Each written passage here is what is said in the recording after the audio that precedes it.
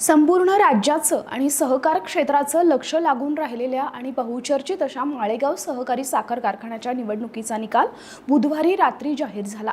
या निवडणुकीत उपमुख्यमंत्री अजित पवार यांच्या नेतृत्वाखालील निळकंठेश्वर पॅनलनं दणदणीत विजय संपादन केला।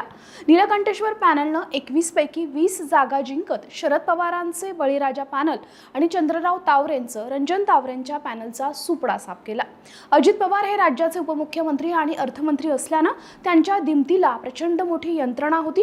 अजित पवारांनी प्रचारादरम्यान कारखान्याला 500 कोटी रुपयांचं आर्थिक पॅकेज देण्याची ही घोषणा केली होती। त्यामुळे अजित पवार ही निवडणूक सहजपणे म्हणजेच 21 विरुद्ध 0 अशी जिंकून विरोधकांना व्हाईट वॉश देतील असा अंदाज होता। मात्र या निवडणुकीतील सर्वात बुजुर्ग उमेदवार चंद्रराव तावरेंनी अजित पवारांचं हे स्वप्न पूर्ण होऊ दिलं नाही। अजित पवारांच्या अजस्त्र यंत्रणेपुढे शड्डू ठोकत चंद्रराव तावरेंनी दिमाखात विजय मिळवलाय। चंद्रराव तावरे हे सांगवी गटातून विजयी झालेत, त्यामुळे सहकार पॅनलला एकमेव जागेवर विजय मिळालाय।